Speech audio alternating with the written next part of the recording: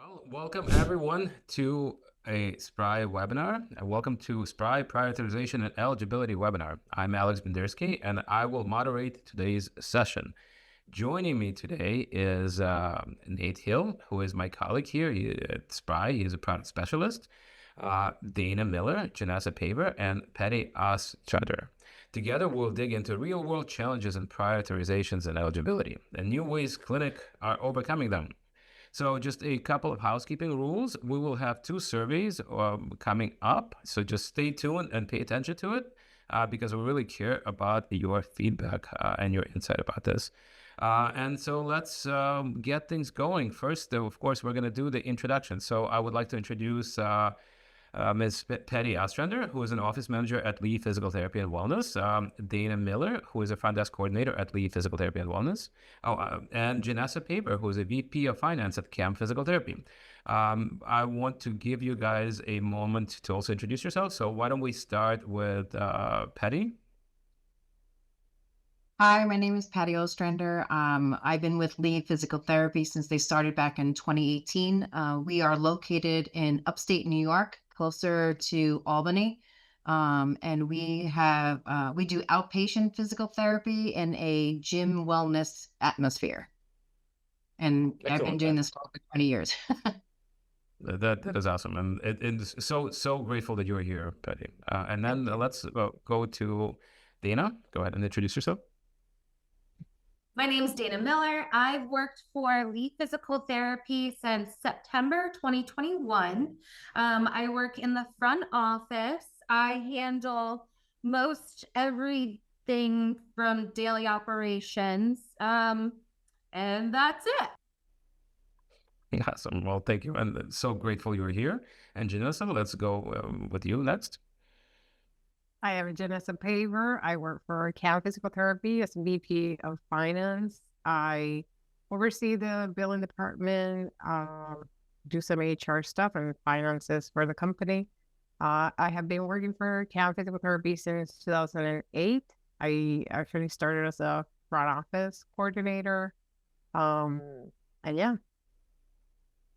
Awesome, Janesa. So grateful you're here, and thank you for providing your expertise to our panel.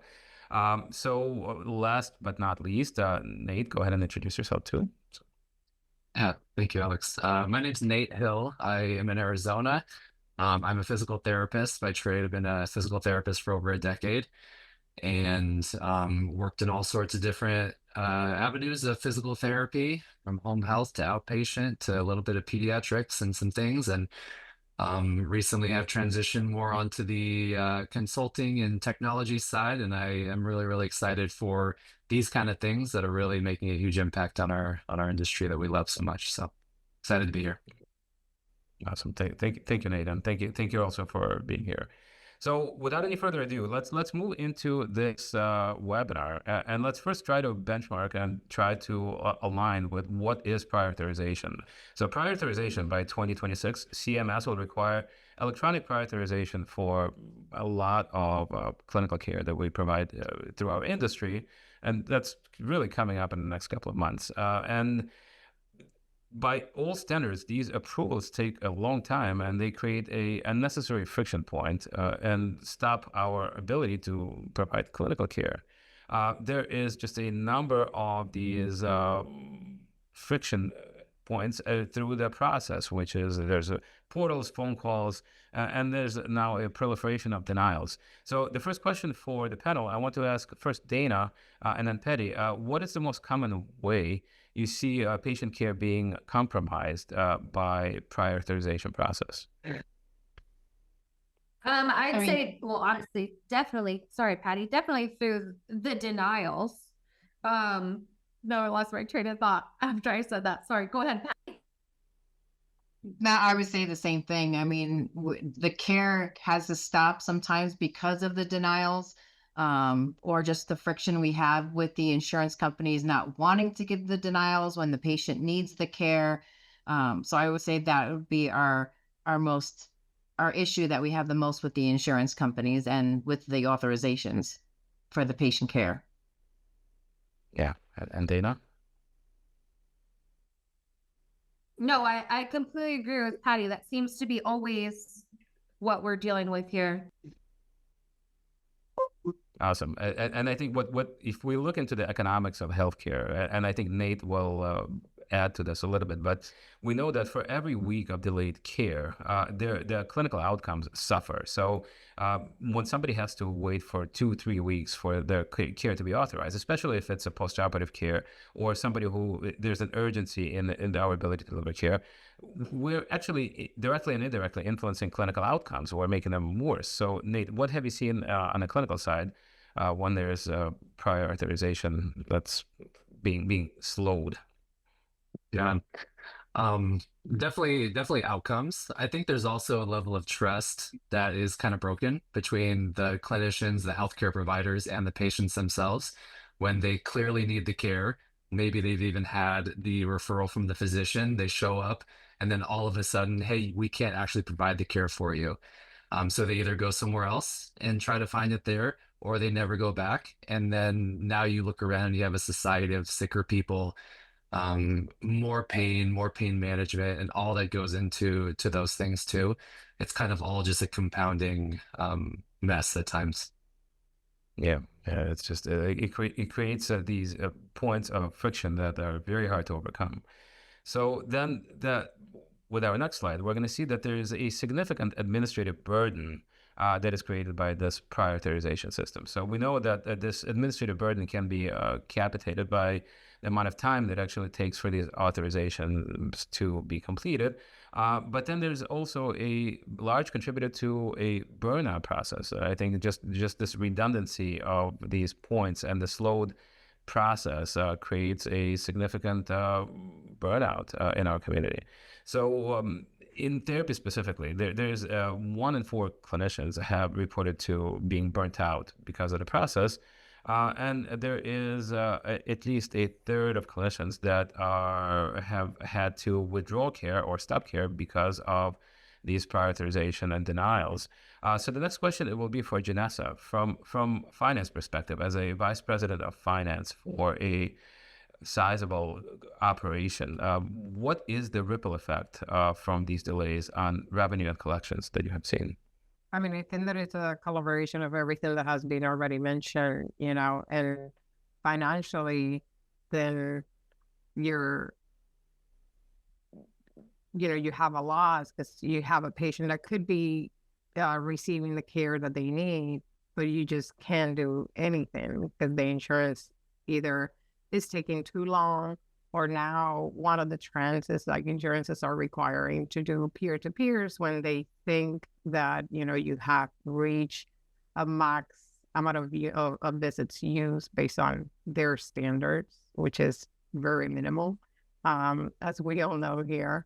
So that delays everything. And like Nate was mentioning, then, the outcome of the patient, it gets delayed. So I think that it's just a loss in general for all of us, including the patient.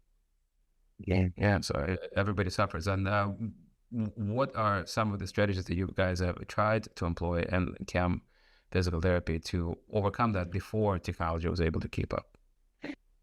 I mean, before we had Sprite, I think the amount of hours that it took for one employee to be able to get in touch with an insurance, if you have insurances that you have a wait of 1, 2, some insurances even 3 hours just to be able to speak to someone, and not only that, but getting one of the things that we try to do, and even now with Sprite, is just be ahead of the process that we're already going to know that insurance requires. So, getting in contact with the doctor's office to give us an updated referral, because we know that, the visits that we currently have are reaching the max. So we try to do all of that ahead of time to, try to delay the process and the time that it takes to get an authorization. Yeah, and the impact, right? So besides even the clinical impact, just the customer service, right? Like patients Patients Yeah, don't realize that this exactly. is not you. This is not like your rule that you're following. Yeah, yeah. I mean, that it's one of the things that it's always a burden in general because patients always they're gonna point at you, as us as the clinic, this is you, you're not doing this. But they don't see the amount of work that we're doing internally with trying to, go ahead before it even all the visits are used, reaching out to the doctor's office. How many times we actually have to call that doctor's office to give us the referral because sometimes we're almost on a harassment level here, calling doctors' offices twice a day or 3 times a day just to try to get that referral. So yeah, it is a lot of work.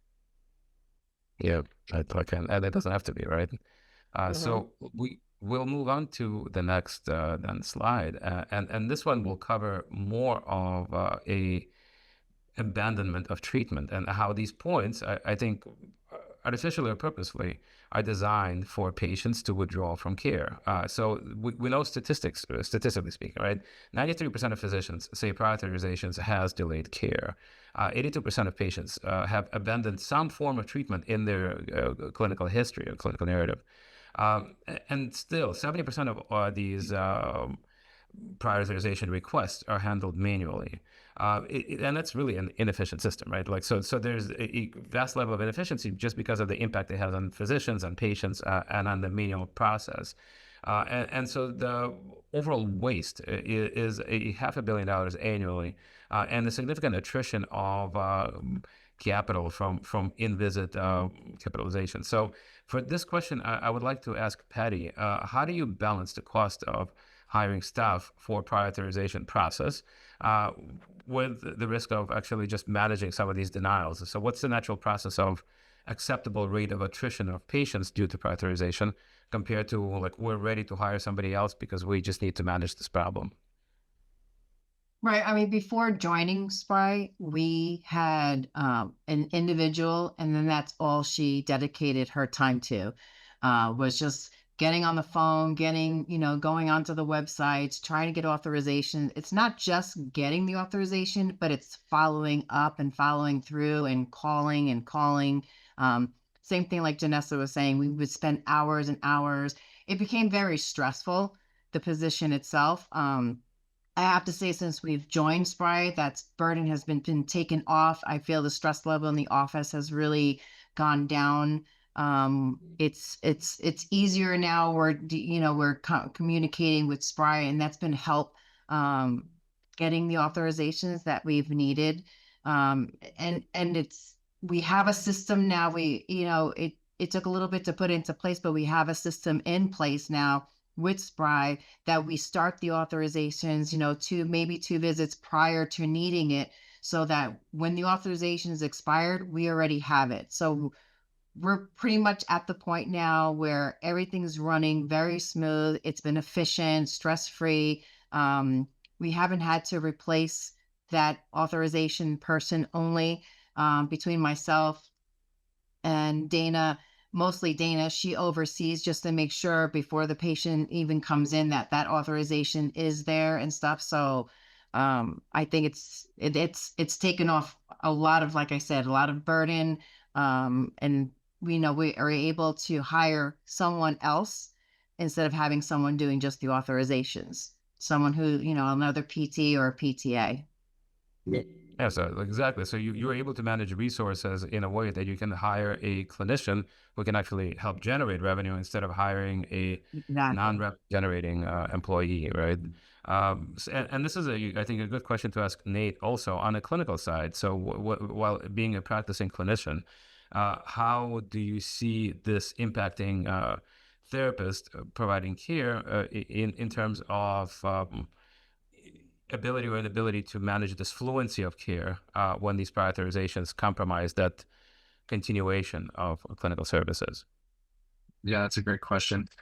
I think one of the most frustrating things that I encountered in my decade plus of being a treating clinician was feeling like I was having my care dictated by the payers, by someone out external to my clinical judgment.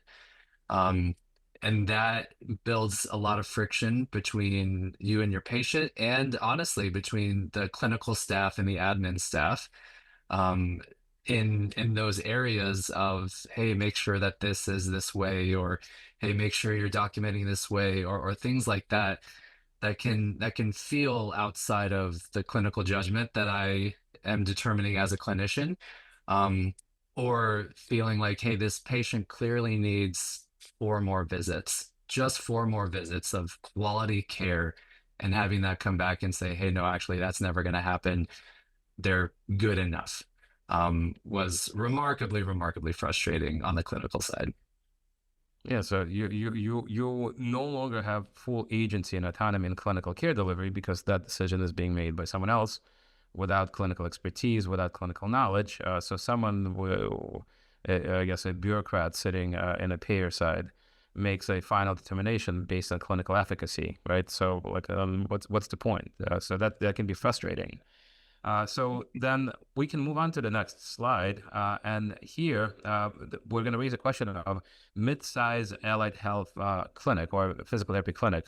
Prior authorization eats up about 1,500 hours a year. And that's including staff time, patient care time, and other forms of compromise, which are really burdensome, right? So when you consider clinical efficacy and physical therapy outcomes, they don't fit the form of the payer. Like there's extra layer now of bureaucracy that stands in the way of us being able to deliver care.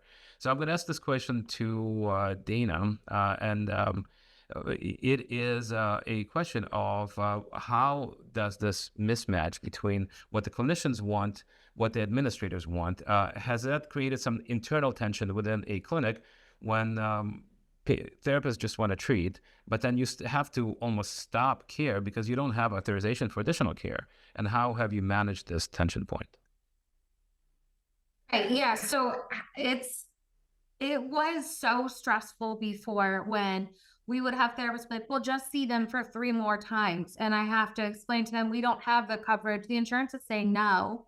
And they're just like, it's fine. We're just going to do it anyway. And then they're annoyed with us because they think that we're just putting a stop to it. And instead, it's just the insurance. They don't see that part. They're not the ones speaking to the insurances. But since we've gone on to Spry, it is so much nicer. I feel like we're working together now. They're understanding what we're coming from. We're not having this issue anymore. It's really nice to be able to do that and not have tensions high where the clinicians think that we're just trying to be difficult and give them a hard time when it's not the case at all. We're not trying to stop patient care. We're trying to help them. It's just the insurance that keeps running us over with that. Yeah, and that's perfect. And I think it creates like originally it created an alignment problem, right? It almost pegged the clinical side against the administrative side, and that creates Yeah, tension. absolutely.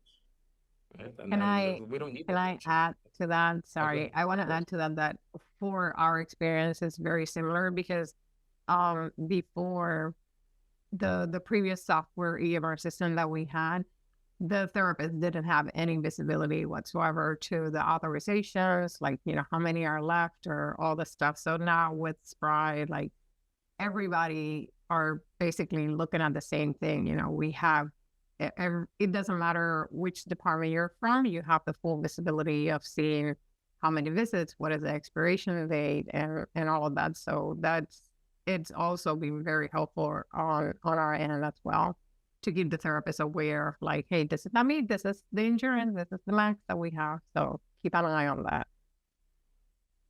Awesome. Yeah, like full transparency and visibility, right? It takes away the uncertainty from already a difficult process. Awesome. So now we're entering our first poll, and so we're gonna run this. You're gonna see a little pop-up, and the poll question is, what is the single biggest operational challenge your clinic faces? So go ahead and take some time and answer this poll, because at the end we're gonna want to discuss some of the findings. So we'll keep it on for a little bit, and after about 10 seconds, we're gonna move to the next slide. Excellent. So the next question will be for Lee Physical Therapy. It's a community-centered clinic in upstate New York with a wellness-first model that integrates physical therapy, nutrition, and preventative care. When Lee Physical Therapy streamlined authorization workflows, results were significant and striking. Rejection was down from 5.2% to 2%, denials cut from 23.5% to 6.7%, and clean claims were up to 92% and collection up by 25%. So this would be a question for Patty, which is what, from the front desk perspective and from the administrative perspective, how did you standardize workflows and how did they change your daily routine and patient conversation once you created these efficiencies in these automation processes? Well, like I mentioned before, we set up a game plan so that Spry knew that 2 visits prior to the authorization being needed, we were starting kind of to set things up in place so that the authorization would take effect the day that it was actually expiring. So we were trying to be a little bit more proactive, especially with the number of therapists that we have. Having one person doing it was overwhelming to keep on top of that. And especially, again, it wasn't just applying for the authorization, it was the follow through. And like Janesa was saying before, the therapist will request a certain number of visits, and the insurance comes back and says, no, we're only going to give you this. And then it's the therapist coming to us and being upset with us. So there's been more of a flow now that I think has really worked in getting us the authorizations that we need in a timely manner. And I just think it's just flowing just right now, just to the point where it's just easier right now of seeing the patients. The patients aren't as affected by it.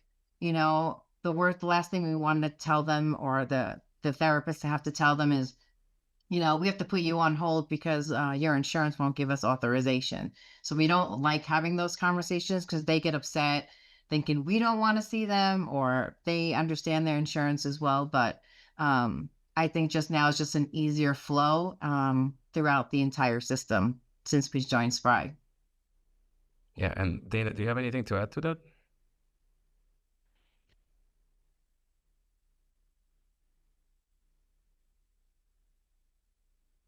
Dana, Can you hear me? Okay. Something happened to my mic. No, I agree completely with Patty. It felt like when we were explaining to people, like, we have to wait till we hear from your insurance until we can continue to schedule more, that they felt like we were giving up on them.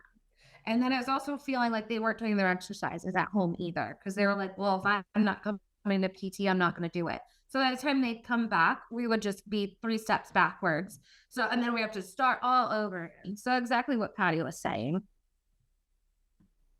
Yeah, terrific, terrific. So we can take this time to review the results of the survey before. So to the question, what is the single biggest operational challenge your clinic faces? We had a very nice, actually, number of responses. And so the biggest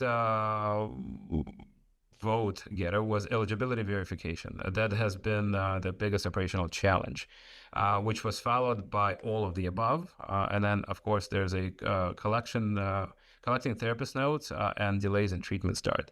So based even on this question, this would be for Nate. Single operational challenge in a clinic, on a clinical side, when it comes to these processes. How would you reflect on this? For which one are we talking about here? So the single biggest operational challenge. So like when you were there, the delay in treatment and like on the clinical side, what would you see as a operational challenge? Yeah, I think it's a combination of a lot of things. Probably for the authorization, that I think there was a question in the chat about this, where you get an authorized evaluation and then you need to somehow push that through the workflow to get the plan of care created, the plan of care completed, signed off, fill out all the work forms for that specific payer to then submit for the authorization. and then receiving that back and not allowing that, maybe the fax that comes back with the authorization. There's just so many steps along the way before the actual care can be completed. And so I know we're going to talk a little bit later about it, but to be able to have some automation, some AI workflows throughout that whole process will, one, take away some of the administrative burden for the time that's wasted calling, filling out forms and things like that. And then two, take a lot of the error out of it, of effectively filling the forms out from the documentation, matching verification to the patient profile and things like that. There's just so many different areas of like really amazing technology application that will really speed up the process. Perfect. Yeah, for sure. With this, I want to highlight a little bit the Lee physical therapy approach, and this will be a question for Patty and Dana also, where Lee physical therapy has integrated themselves into their community that they serve. There's always been a foundational community focus and a wellness first approach. So now with the addition of these efficiencies, do you feel like you're able to then really zero in on your Magna Carta, on this mission to be community-focused, wellness-first approach of physical therapy? And how do you see this focus reflecting in community reception? I mean, we are in a very rural area where we're at. So how as far as the community, we're very involved in the school districts. We have two of our PTs that actually go and they coach and train in two different school districts to help them out. So we're helping out in the community. We sponsor a lot of teams and stuff within the community as well. It gives the owner Katrina some time to not have to worry about the verifications and the authorizations and all of that. It's a little bit of a smoother process than it was in the past, and having, excuse me, more meetings to get everything done. So there's a lot of things that we want to, of course, the company wants to grow. We started the wellness program. We have Larry, who is the trainer. He's in charge of all the training. And so it kind of piggybacks between the two. So we created this gym in a small rural area that we didn't have a gym in. And we're helping the elderly, where, it's the fall and prevent the fall. And we're helping the youngsters as far as, make sure they're getting the proper training as they grow and play sports and stuff. So it's given, like I said, given the owner a little bit more freeway to get more involved and doing more community services. Yeah, which is the key, right? Like that's what we're trying to do in the first place, which is be agents and be service providers to our community. So for the next slide, and I would like to speak a little bit about Camp Physical Therapy, which has been serving Maryland for over 20 years. It is a bilingual multi-site service provider with currently 6 locations. They have a complex payer mix, and prior authorizations created a burden before, but since introducing this new efficiency, they have an impressive 97% approval out of the 5,000 cases serviced. This has been a consistent net positive for operational side. So for this, I would like to ask Janesa a question of what operational challenge helped CAM achieve such a high approval rate across locations? So how has this impacted each location? I think that the thing that has impacted the most is the fact that now with Spry, we get daily insurance verification, which is someone that before, similar to what Patty was mentioning, we had just one person that handled the benefits and authorization for all our 6 locations.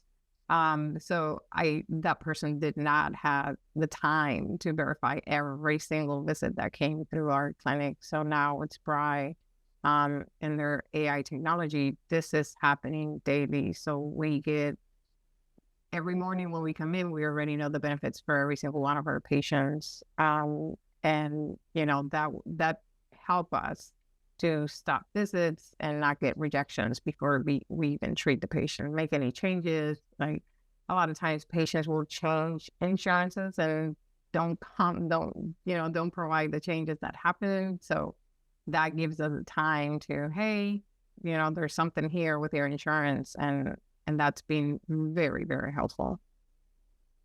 Excellent. And then just a follow-up question.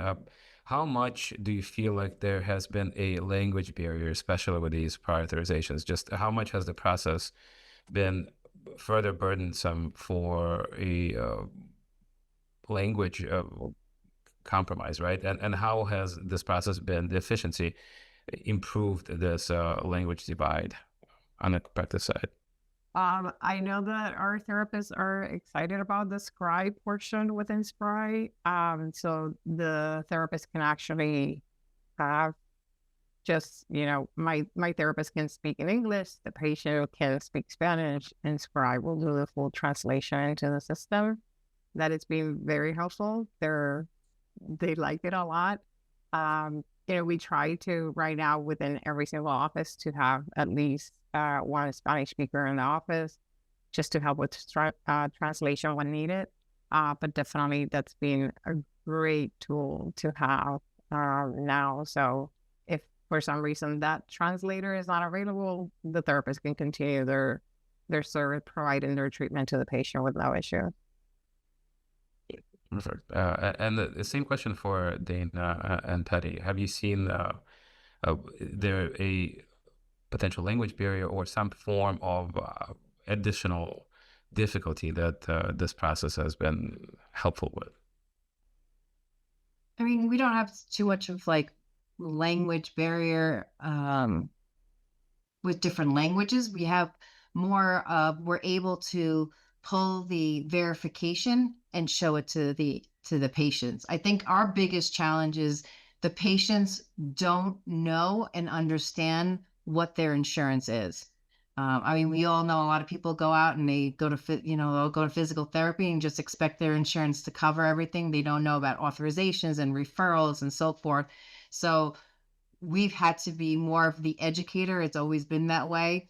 And it's nice because when we do the verification, we can pull it up right on the screen. We can print it out. We can review it. We can go over it with the patient so that they understand that this is their copay or co-insurance or deductible, and this is where they're at.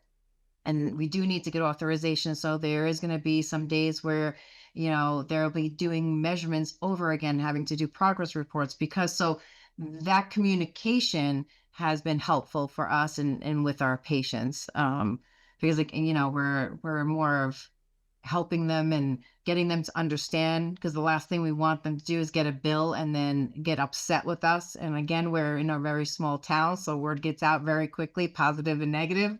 So we try to keep that communication and keep that strong relationship, because we do have a lot of people that come back to us and refer to us.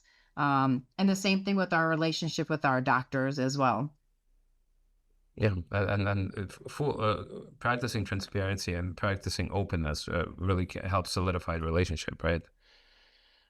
So it creates a process where things come as expected, so that we there are no surprises, right? So for the next slide, we're going to run our second poll. And the question for this poll is, how ready is your clinic to adopt AI automation for prioritization process and eligibility? And so this would be really an interesting question, like this clinical readiness. And I will ask this question for Janesa, actually, to align with the poll question. What do you think that clinicians and clinics that are really contemplating adding this next step of automation, what is involved in a technological readiness, potentially is their system, are the computers ready? What have you seen on a practice side as a requirement for clinicians and administrative staff being able to adapt to the technology from the technology side? So I have to say I had no idea what we needed it or what it was needed, or that if even AI was a possibility for us. I don't think that other than using ChatGPT to help me make a letter or that kind of stuff, like, we really didn't even consider AI as an option until Spry showed it to us and showed us how it works and what it does. Um, you don't need much. I think that if you're already a clinician that has an EMR system that you do claim submissions online and everything, you're good to go. Because Spry takes care of everything else for you. It's been great. Like I said, I mean, I think that to me, just the fact that you can verify every single patient every single day, that's impressive. And like it's been great. So yeah, I think that everybody's ready. Yeah, and Dana, same question for you in terms of like a clinical readiness. What have you seen for like from the requirement on the clinical side, and how has it impacted the rollout?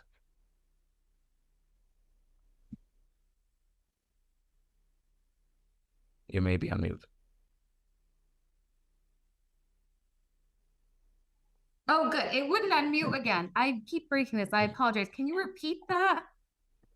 So, like in terms of how the clinical readiness, so your facility, how prepared was it to adapt to these advanced technologies? Were there any surprises that your computers were ready to handle this? The technology, the tech stack in the clinic was prepared to take on this new technology, or was it just a seamless, flawless process of integration?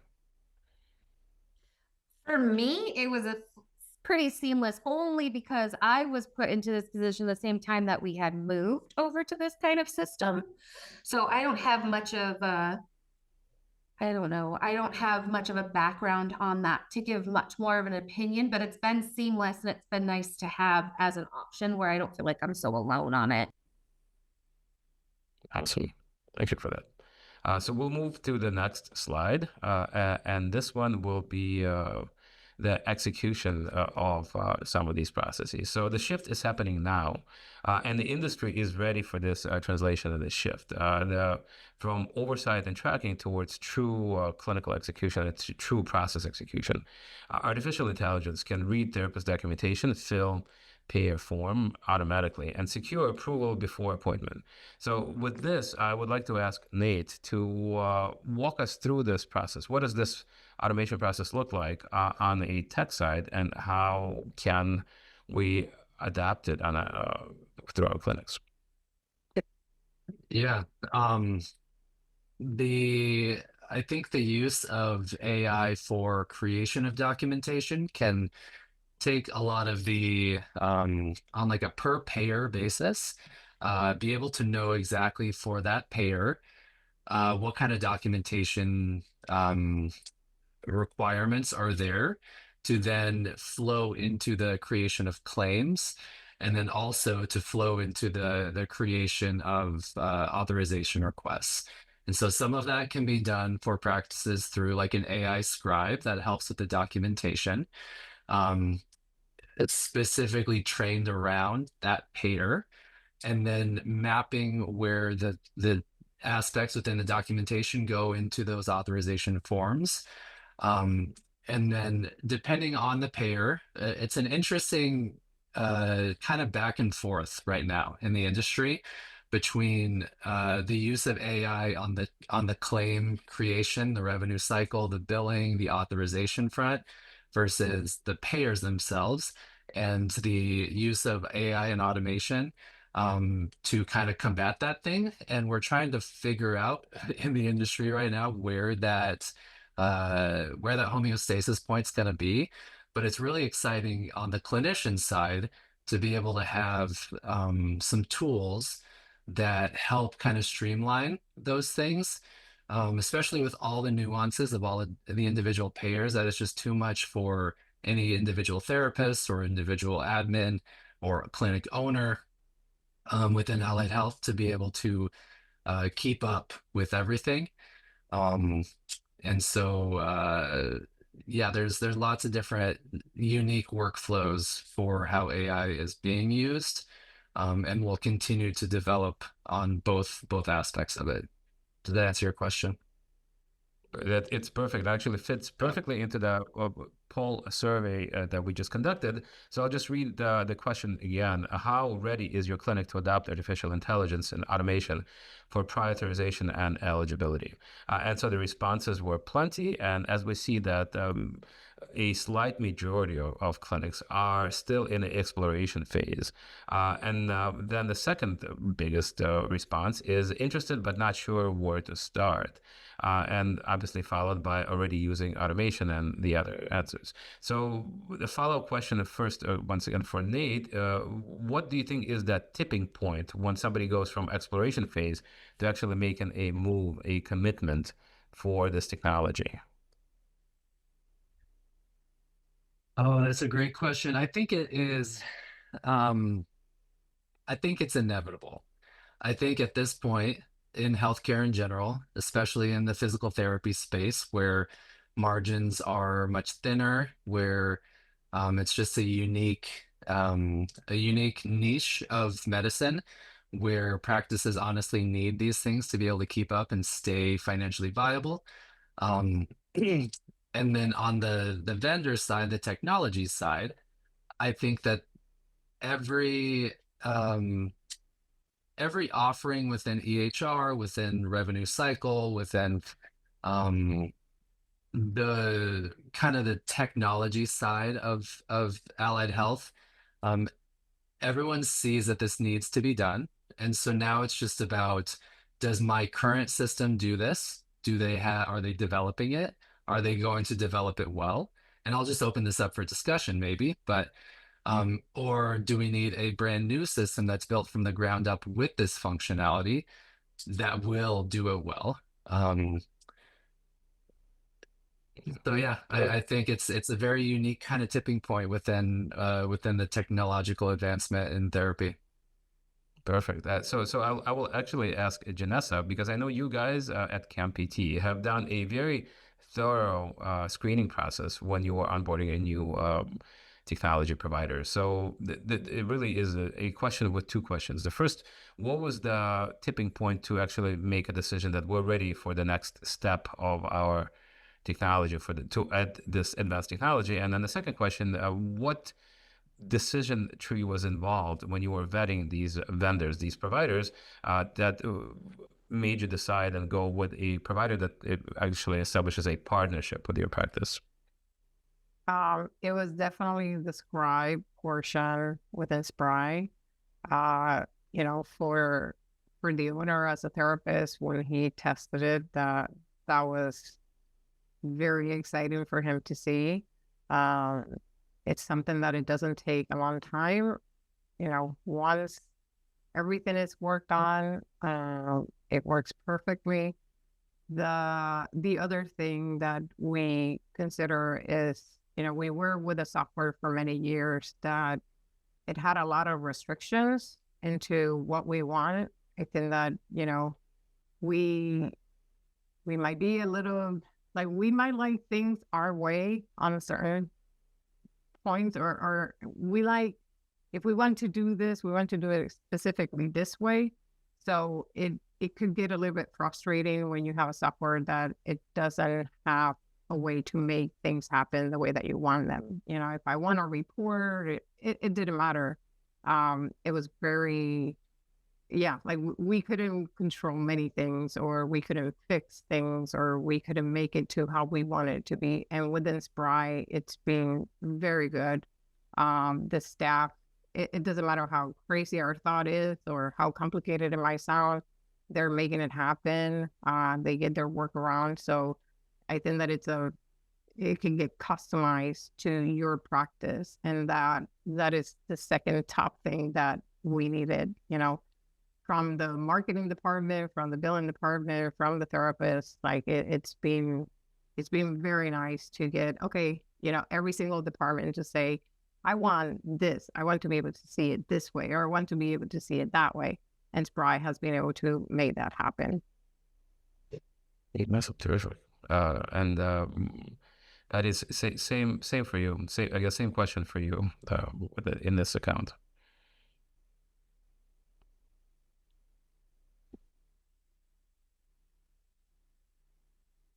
I would say the same thing that Janesa was saying. I know Katrina, the owner, was very into AI prior to switching over.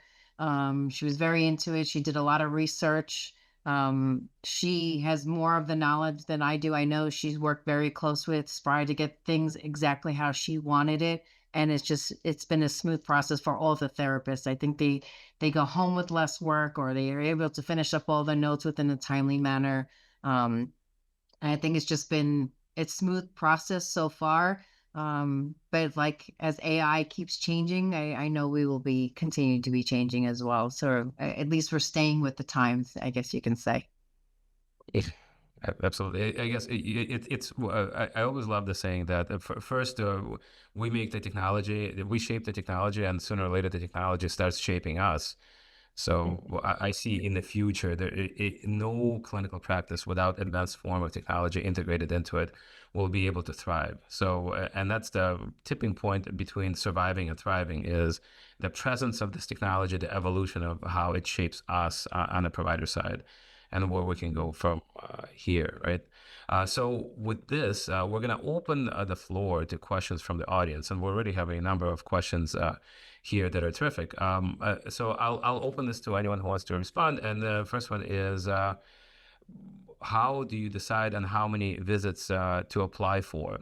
Should I over optimize and ask a visit approval? So are you proactively asking for visit approval, or are you waiting for the visits to be depleted before you ask for additional authorization for additional visits? So what do you guys say? At least for us, we usually start anywhere between 12 and 20. Depends on the insurance. We already know what insurance, like how many visits specific insurances will provide you from the get-go. So we don't try to exaggerate too much, because at the end, I mean, they're going to give you whatever they want to give you. But we stay within the range of 12 and 20, depending on the insurance. And I'll speak from the technological side. With AI itself, most practices that I've found, and myself included, would not be comfortable with artificial intelligence making those like clinical decisions on the number of visits needed, things like that. There's some guidance that AI will absolutely provide for practices. Read the documentation, see what could be justified, match that, pair that with the payer itself, and kind of the historical trends that they have on how many visits that they approve and make a recommendation. But in my opinion, it should always be on the practice themselves to make those clinical decisions. Absolutely. So then there's the next question from the audience is, how can we get patients more involved in prioritization? Patients right now feel like they're passive customers. So how do we more swiftly get patients involved in the process? So how have you, Patty, and Janessa, and have seen patients being involved in the process? And what were some of the strategies that you're using to get patients personally involved in this decision tree? We always encourage our patients to call their insurance, especially when, at least here in the state of Maryland, there's a lot of insurances that will require authorization after the initial visit. So, we tell the patient, call your insurance, make sure that you're checking on it, that everything is, it's processed. When the patient gets involved, 90% of the time, things move a lot faster. But we cannot always rely on the patient making that call or doing the full work, because then it might never happen. And then you're going to lose that patient even faster. Yeah. And Patty, what have you done to? Same with us. We just try to keep communication with the patient, just letting them know you have how many authorizations, if we received authorizations, if we didn't. We do let them know as if we don't receive any feedback, or if we didn't receive the authorizations that the therapist was recommending. We'll let them know, we recommended for 12 visits, but they only gave us 4.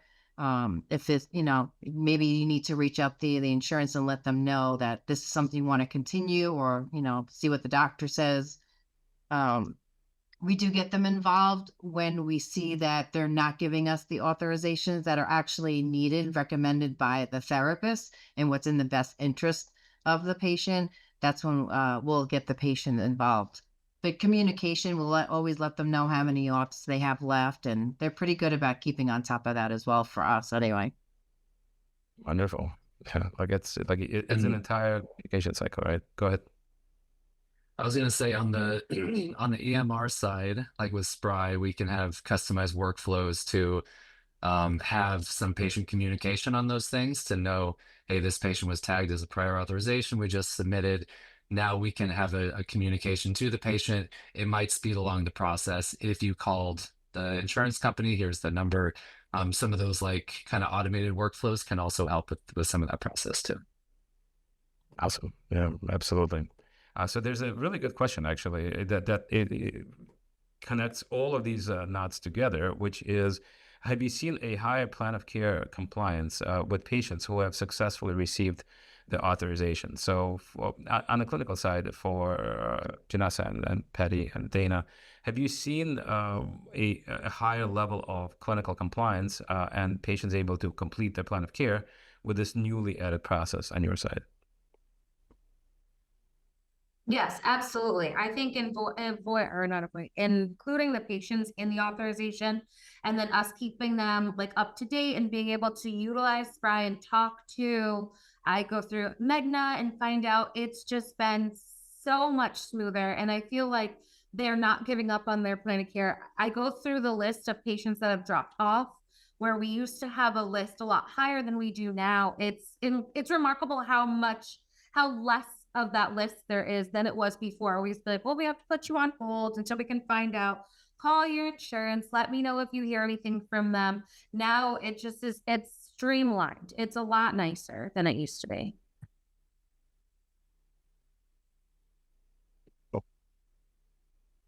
And Patty, do you have any? No, like Dana said, it's just been an easier, smoother process.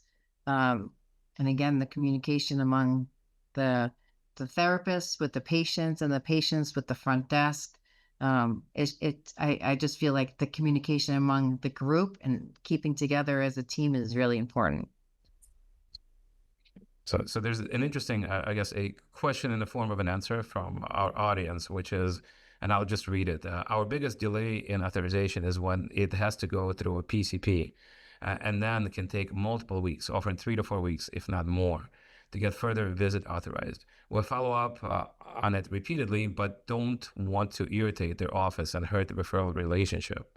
But these take so long. So have you seen the process actually helping this referral relationship, because you don't have to be that constant burden to call and try to ask for authorization? Has that been something that you have observed on a provider side?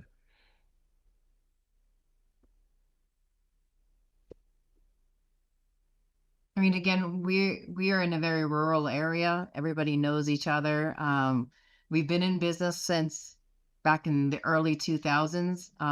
So the relationship that the therapists have with the doctors and the front desk have with the doctor's staff. I mean, it's usually a lot of the doctors in our areas have a dedicated person for authorization. So we either email them or call them directly. And we've given that information to Spry. We've let the doctors know that Spry will be contacting them to let them, get the authorization. It was a little hesitant in the beginning because, HIPAA regulations and so forth. But it's gotten to the point now where they're really on top of it. They've been proactive in answering and getting the information that they need from our doctors. When it comes to getting any type of the referrals or the authorizations. I mean, in the state of New York here, we only really need it for workers' comp and no fault. So it's not so much from the doctors when it comes to authorization. That's more comes from us. So I guess it's different in every state. Really, definitely. So then we'll probably use this as a last question, but do you feel the benefit quotes and authorization approvals that come back are accurate, or is a human follow-up often required? From my standpoint, I don't feel like it is that we need to do a lot of human follow-ups. They do come back accurate and it comes back a lot faster. I don't know if it's just because I'm not the one submitting it and following up. It seems to just, we just have it right there, but it still seems to be just like it was when we were doing it, where I don't feel like I need to call and follow up with another insurance or whoever I need to contact. It seems to be ready and available very shortly after our note is done. Perfect. And I would say over the course of time, that human follow-up is going to decrease as with the utilization of like machine learning and in our platform, as responses come back, as EOBs come back, as authorization approvals or denials come back. Technology has the ability to kind of learn and adapt and apply new rule sets, new fixes on the front end, that it gets more and more accurate over time. So that again, that kind of goes back to that partnership that we partner with the practices to really establish that on the front end, and then it will refine itself and learn over time. Awesome. So right now, you're going to see a feedback form. So just rank this webinar based on whether you found it helpful and also how interested are you in learning more. So this is really helpful for us on the Spry side to see how we can shape future webinars and how we can shape content for the future webinars. So this will be really helpful and important. And I would also like to shamelessly plug the webinar next week, where we're going to have a chance to speak with Dr. Rebecca Griffin, who is an ER doc. She is a physical therapy advocate, a president of Colorado American Physical Therapy Association chapter, and is advocating for physical therapy to be used as a primary care provider for musculoskeletal problems. So that's coming up next Friday at 2 p.m. Eastern time. So as a closure, I would like you guys to just add one more thing about yourselves, your practice. I think it's thank you, Dana, Patty, and Janesa for being on this, and Nate for being on this webinar. And it's so wonderful that you have this depth of expertise and are able to share it with our allied health community. So are there any last words on your side before we end this webinar?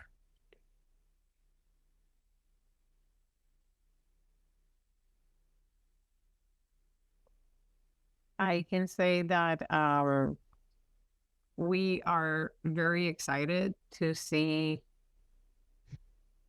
where cannabis physical therapy it's going to be able to evolve to continue thriving and growing with Spry. So far, it's been great. The transition. So yeah, I think that we are very excited to be here. I think same with us. You know, we've only been with Spry for 6 months, and I feel like it's just been a complete turnaround on us being able to treat more and really focus on the patients, and taking care of them and making sure that their progress, you know, goes in the path that it should be going. So, I mean, it's been great for us, and the communication and so forth between Spry and ourselves has been excellent. And we look forward to all the new things that will be coming out with AI and everything else in the physical therapy world. Awesome.